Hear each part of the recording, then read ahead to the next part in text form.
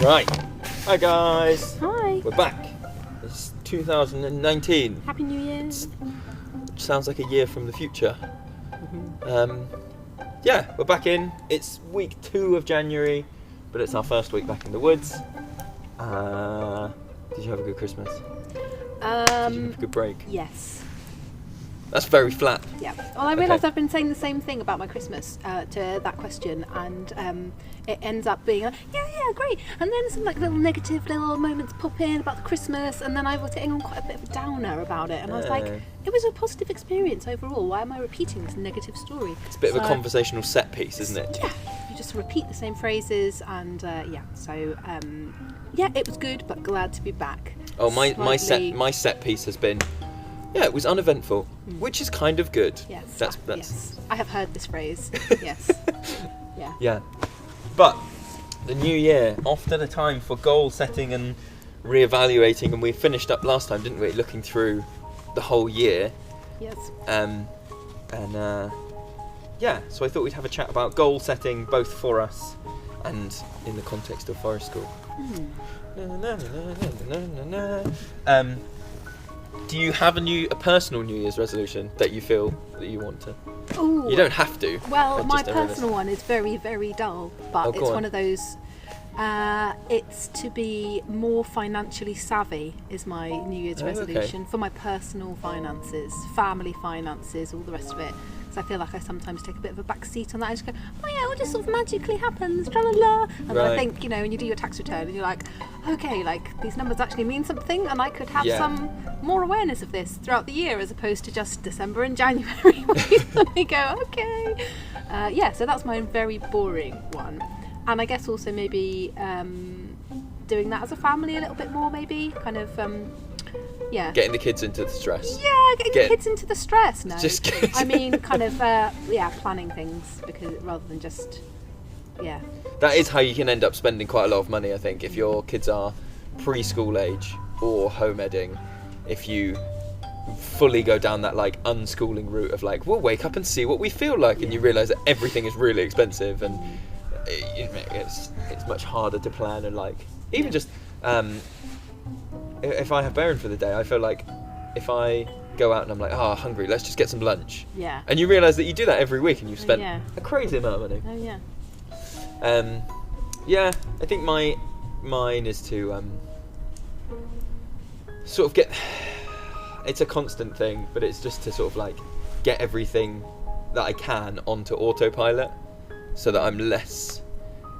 Not so far as the Steve Jobs, same shirt and same whatever it is every day, but I do quite enjoy having less decision making to do, and just right, well, you get up and you do the thing, and then you do that, and less unpredictability, I think, is my personal one. Yeah. And we have a company one, don't we? Well, a kind of paired one that we're going for. Yeah, we have a theme for the year. What was last year's? Order. Last year was the year of order. The year of order. Or it was the year of kind of like predictability. Yes. And that kind of going, right, we're not going to realise a week before half term and scramble and panic to advertise. We're going to stop. We put loads of stuff in place that's like, now is the time that we advertise this, and now is the time that we open up that. And we were more seasonal because of that, weren't we? So we put in all of our sort of seasonal family festivals, at the beginning of the year, and they were all there, and it was all very. And also that we had a shift where we, in the last year, have moved from a sort of casual member of staff to now multiple members of, there's now 6 of us, which then requires more predictability, because people can't just go, am I working next week? Okay, guess so. We needed that. But this year, is the year of nature connection. Indeed. That was and it's less of a like. I think lots of people fail at their resolutions because they try and go really hard line, really fast. Like going, I'm going to go to the people who've never been to a gym, then go, I'm going to go every morning at 6 o'clock, and it's not sustainable. I think of it more. They talk in one of the podcasts that I listen to about year themes, and they talk about it as more of like a lens. for looking at things through. So like when you're thinking about planning, it's just like an overhead projector piece of acetate that just kind of lays over what you're doing and think. Because I think the nature connection thing is something that we do think is valuable, but is harder to. Yeah, and I guess we're talking here about more tightly focused nature connection activities in our sessions. So obviously we're in the woods, we're entirely outdoors, there is nature all around us. There's osmosis, isn't there? Yeah, There's just... exactly. There's osmosis, and there are spontaneous things that happen. People notice things, children notice things.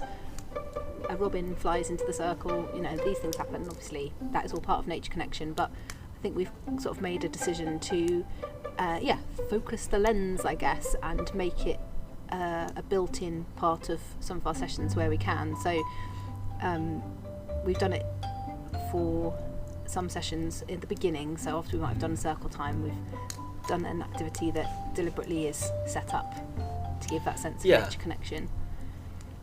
I think it's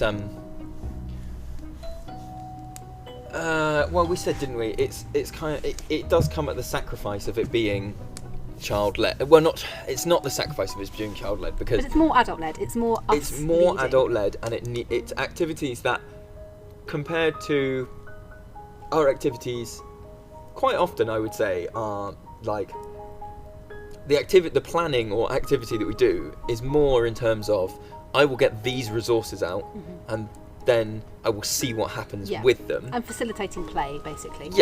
Yeah. Whereas what we're trying out is those sort of nature connection activities that need a little bit of, right, guys, just listen to, let me go through these steps, and it's almost it's more guided, isn't it? It's more guided, like a kind of guided meditation almost, which and the activities are often a bit weird for people to do. They're not the normal kind. It's just like sit really still and close your eyes for quite an uncomfortable amount of time, or run your hands over this particular tree, or whatever that people, like grown-ups and children, might find alien, and they're kind of being instructed to all sort of do it at the same time. Not that we're going, you must do it. No, but that's our aim, to try and get as many people as possible to actually take part, to then feel the benefit of it. And those things definitely work less well if you're doing it with one person whilst the rest of the group is like running around playing a chasing game. They definitely are more beneficial if you've got the right environment and the right mood with the whole group, I would say, or as many of the group as possible. Well, we said, haven't we, that there's a couple of groups where they're almost like linchpin children, where, because if a kid, if we said, oh, we're going to sit here and we're going to close our eyes and listen, and one kid goes, no, I'm going to go off and play in the mud kitchen, or I'm going to go and do digging or whatever, we wouldn't go, no, sit down, you have to do this. But once that child goes, it just starts that little like, oh, okay, right, we're going to go. Yeah. Completely. And you end up with trying to do it with like one child, and then that's more uncomfortable, and then so yeah, it just doesn't work. And it's one of the kind of perennial forest school issues, isn't it, about child-led versus adult-led, and like, how far on that scale do you go, because some children need more support and more guidance for whatever reason, and for some children actually it would be beneficial for them to accept that the rest of the group, or some people in the group, would really appreciate it if they were able to sit and listen for this amount of time, because if we're talking about safety or something like that, and giving some instructions that they do need to listen to, they do. I can't really think of any groups now where the children, I think we've got a relationship with those that's the difference. Yeah, that is the difference, isn't it? Where you go, actually, I know you really want to go and play, but we need to listen to this to keep safe. None of our children at that point would go, no, I'm off. They would listen. And I think that we used the bank account metaphor when we were talking about emotionally putting in or taking out. Yeah. But I do think there is like a relationship bank account where, because we've had, with most of the kids, a length of time where you could say day one, like, oh, we'll never do anything and you could say whatever you want, but actually you need 6 to 12 weeks of showing them that you aren't going to do that, or you do know about this, or you are, you are a good person. That then, if you say, guys, you start a lot of the nature connection stuff with like, this might be weird, just bear with me for 2 minutes. If it doesn't work, we can bail. Yeah. And it's almost like you're then pulling from that relationship bank account that you've put in through weeks of, sure, you can go, I'm not worried about it. Sure, you can go, I'm not, because of all the times that you do let them have complete free reign and choose, they're more willing to kind of go, all right, I'll give you a few minutes. Yeah, completely. And that is really rewarding as well. So if you never asked them to do that, they wouldn't ever experience that reward of like, oh, I've just enriched your life by giving you that forum and listening to you and taking part in what you're suggesting. That is, as well as the benefit that we're aiming for, which is the nature connection, which is that feeling of being closer to nature and being part of nature, which for lots of people they never have anywhere else. So, and they do help to I know lots of settings have like a physical barrier, either a gate or an archway or a path, that they, as part of the like getting into the forest school mentality, you've got that physical thing of like, we've gone through the archway now, and for lots of teachers they go, I'm no longer Mr. Ames, I'm now Brown Beaver or whatever I don't know. I'm not some people have forest school names, don't they? But we don't have that because we're on a permanent site and people arrive in dribs and drabs. You don't have that sort of collective thing at the start. You have to pull them back in, and just by doing a welcome circle, we've interrupted play. Because they come in and they're immediately in play.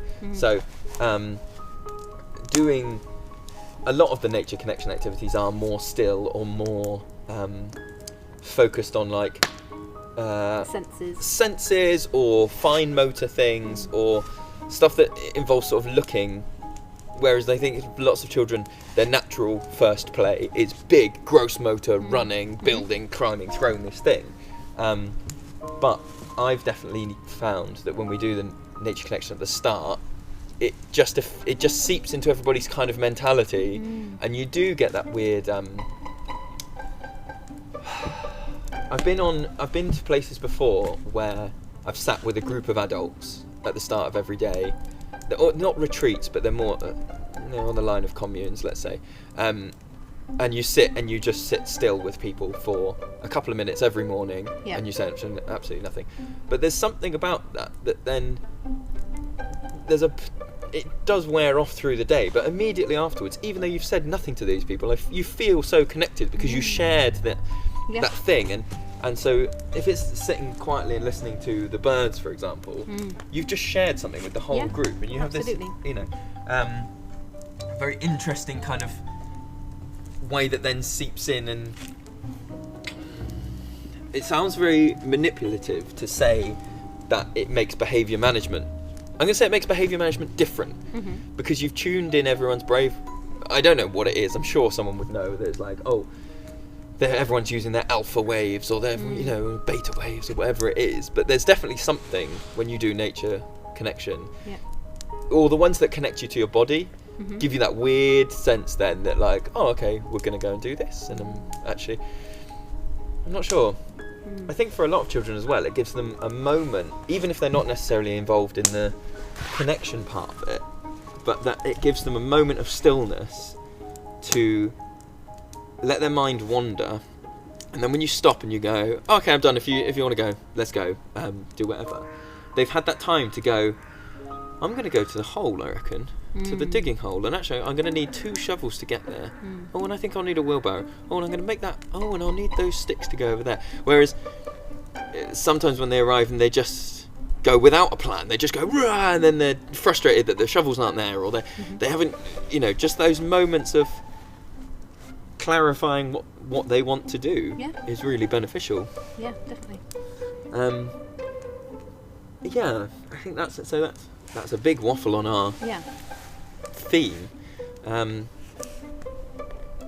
Do you have any sort of like thoughts if you're setting goals for yourself, professionally or personally, that you go, oh, I try and set goals like this, or I don't set goals like this?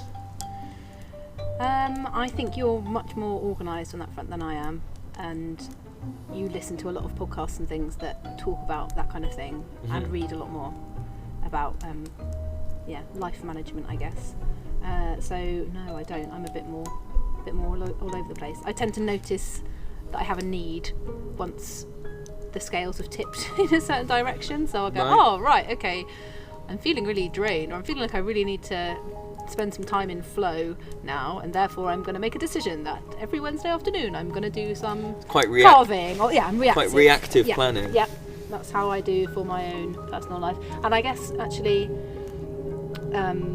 in forest school it's a bit like that as well, isn't it? Because you spend the process observing. So you observe and then you react. You observe, reflect, react, and plan for the children and their needs, which you can only really, you can't guess those, you can't predict those. You've got to let the children show you. So yeah. Yeah, I think I have. It's almost two separate ways of dealing with it. When it's mental things, so. For example, I tend to go quite like hard line and quite like just cold turkey kind of things. So like when I changed my diet, literally overnight went right. Well, not cold turkey, but no turkey. Yeah. And things like I've done it quite slowly, but it has been in quite big chunks. So about a month ago, you can unfollow things on Facebook. Yeah. So you're still friends or you're still in the group, whatever. Yeah. I've unfollowed everything. Yeah. There is nothing on my Facebook. Yeah. And I did it in one kind of like, I'm not having that anymore. Yeah. And I've recently now set up my phone so that Instagram is blocked. The website is blocked because I know I can't be I know I will. That's funny because I've done that as well. I took the app off. Yeah. And then I started using the browser, like this in the internet, and was like, well, this is stupid. I'm just using a less good version of it. Yeah. So I now have the app, but it's only connected to the work account, so I can't really see anything on it. Yeah. The work account doesn't follow anyone. Follows like 3 people. Yeah. But yeah, but you do realise all those little repeat things that you do. You realise how much you get. Like I was realising. On the way to say like the loo, I was just getting my phone out and I was like, why am I doing this? I'm not, It's so weird, I'm not going to be there for long. Why am I suddenly in this habit? But for, I would say like physical things, like trying to improve my diet, like recording what I eat or going to the gym in a certain time, I tend to I don't set any like hard, I don't go like I must go to the gym 5 times a week. I just go, I'm gonna try and go this many times, and I'm gonna try and do that. That's what I've done for my alcohol consumption. So I'm not doing dry January, but I am doing like, I'm just gonna drink less, and it's working definitely. Yeah. I think because if you make a firm line, unless it's something that's really super bad for you, where you really should set a firm line about never doing that again, then you're far more likely, aren't you, to stick to something well, it depends on your personality, I suppose. But yeah, some people couldn't deal with a little bit. Yeah, because if you break it as well, the kind of guilt that you feel. I've been thinking a lot about that Marshall Rosenberg thing about the word should recently. Oh yeah. Okay. So he says that is one word that we should never use. It's a word that creates guilt, creates unhappiness. Why? Why do you ever use that? So the way that we talk to ourselves quite violently, we make a mistake. We go, I should have done that differently. I should have been there. I should have been on time. I should have not eaten that. I should have la la la la la. And actually, that has absolutely no benefit whatsoever. The only thing that it does is create guilt and anxiety within yourself. And instead, you flip that into a positive and go, next time I will, blah. And he has a bit where he says, I choose to because I want to. Yeah. So it's not like, oh no, that's for haves to, isn't it? Yeah. It's like you don't have to go to work. You choose to go to work. And he's like, the reason can be financial. Can be, I choose to go to work because I want to have enough money for my family, or and actually once you realise that there are choices, then it gives you that feeling of autonomy. Yeah. And I think you feel this segue, right? There's no crowbar at all. That is a really important thing when we're setting goals, either overtly or subtly, I guess, with children or for children, is like that feeling of for how much autonomy do children feel they've got in that goal. Because my experience of like teaching was very much that the goals, I think that even in the best scenarios, I thought, looking back, I'm like, no, those were external goals that I was setting. Even to the point of that like fake choice where you would give them, I remember having like all of the literacy goals or something, and saying like, you need to choose 3 out of the 6, and in my head I'm going, right, but I'm going to make them do the other 3 next half term, like and there's no actual autonomy over the goal setting, and so it's ridiculous. and somebody's drawn up those goals in the first place, and then you're, for you as a teacher to then absorb and then spit at the children. And that's the thing, isn't it? Lots of goals academically don't take into account anything other than your like either age or academic age. There's no concept of, all right, but you've just had a new brother, or actually you're in a funny school, or also if you even step wider than that and think, I'm thinking about this a lot recently, and think about the person or people who are writing those goals down in the first place. Who even acknowledges that they should be the goals, let alone, some children will make that because their lives, everything else in their lives is in place and they have the ability to do that. Why, who are we to decide that those are the things that most children should be able to do by the time they're this old? Who has decided that those are the things that are valuable in society? If you look at the entire curriculum, I've just honestly, I had this kind of epiphany. I mean, you can't see it, but Gemma has got the red flag out and is waving it on the barricades. I just had this epiphany the other day, and I just thought, I was thinking about school versus forest school, and I was thinking that actually it does not matter what the heckins you're learning at primary level, at early years in primary. I would hand on heart say, beyond probably reading and writing and a bit of numeracy, beyond that, it does not matter at all the kind of topics or curriculums that you are learning, because what you are learning is how to be alive and how to be a person around other people. So there's a go on, you just how to be, how to play, how to cooperate, how to listen, how to speak, how to get angry, how to be competitive, how to share, all these kind of things about being human. And above all, you've got to learn to love learning. That's the only thing really that you've got to come out of primary school having absorbed. And beyond that, you could be so child-led as a teacher. I mean, it requires more work on the teacher's part to be really observant and look at the children in their class and go, okay, well, such and such is interested in this, so we're going to do some learning about this topic or in this way, and so needs some support with this kind of skill, so we're going to do a lot of activity to do that at the moment.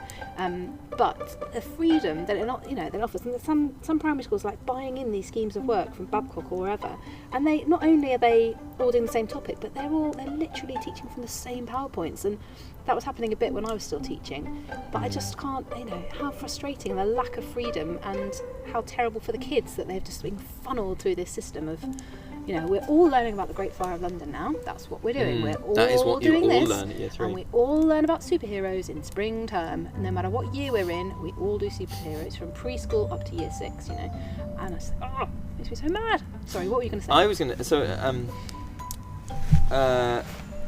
Bob, what's his name? Hughes. Yes, Bob Hughes. So reading his, what is it? His evolutionary play. Yes. That's right, just leave it.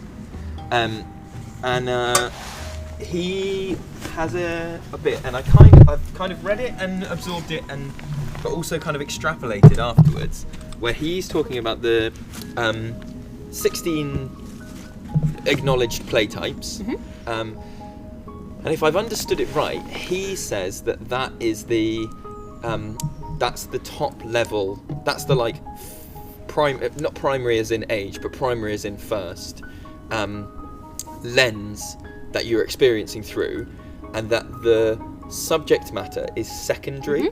So I guess that's what I'm saying. So rather than it being like, so you can have communicative play, right? So talking, sharing, doing whatever. But you could be talking about maths. We could be talking about literacy. We could be talking about geography. But the top level is like you need some communicative play because that's you learning to be a human and talking. Exactly. So that's where I'm linking it back. That's exactly what I'm talking about. And I feel like that, which is the most important thing, is being squashed. Yeah.